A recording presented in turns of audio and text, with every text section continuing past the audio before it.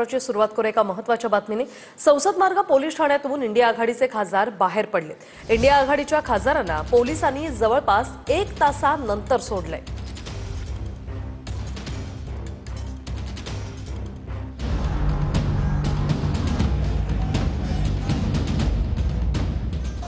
India आघाडीचा केंद्रीय निवडणूक आयोग कार्यालयावरील मोर्चा संसद परिसरातच अडवण्यात आला।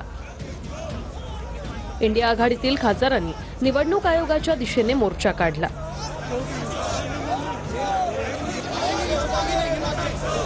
या दरम्यान राहुल गांधी, प्रियंका गांधी, संजय राऊतांसह अनेक खासदारांना पोलिसांनी काही काळ ताब्यात घेतलं होतं।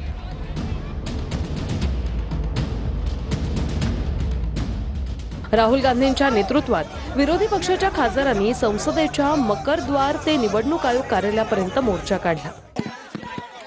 एक्चुअली बात नहीं कर सकते, रियलिटी ये है क्योंकि सच्चाई देश के सामने है और ये जो लड़ाई है ये राजनीतिक नहीं है, ये कॉन्स्टिट्यूशन की लड़ाई है, कॉन्स्टिट्यूशन को बचाने की लड़ाई है, 1 मैन 1 वोट की लड़ाई है।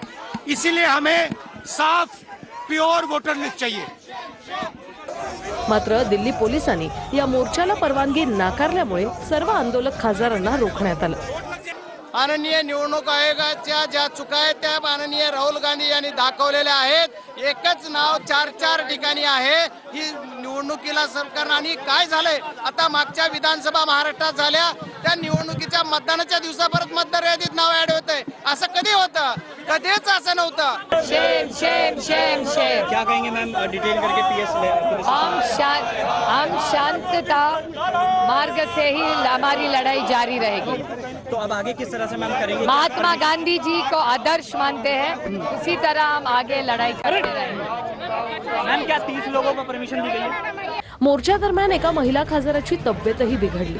यावेळी राहुल गांधी स्वतः बसमधून खाली उतरले आणि महिला खासदारांना त्यांच्या गाडीतून उपचारासाठी पाठवलं आणि परत बसमध्ये बसले। पोलिसांनी ताब्यात घेतलेल्या खासदारांना संसद मार्ग पोलीस ठाण्यात आणण्यात आलं। काही खासदारांना बसमधून तर काही खासदारांना व्हॅनमधून पोलीस ठाण्यात नेण्यात आलं। तिकडे निवडणूक आयोगाच्या कार्यालयाबाहेर दिल्ली पोलिसांसह निमलष्करी दलाचे जवान तैनात करण्यात आले होते। मोर्चा रोखण्यासाठी जागोजागी बॅरिकेडिंग लावण्यात आली। पोलिसांनी रोखल्यानंतर अनेक खासदारांनी बॅरिकेडवर चढण्याचा प्रयत्न केला। पुलिस ने परमिशन नहीं दी। जब सरकार ऑपोजिशन से डरती है तब पुलिस को आगे करती है। आज एलओपी और सारे इंडिया अलायंस के जो फ्लोर लीडर्स हैं उनको डिटेन करवा रहे हैं। सपा प्रमुख अखिलेश यादव तर बॅरिकेडवरून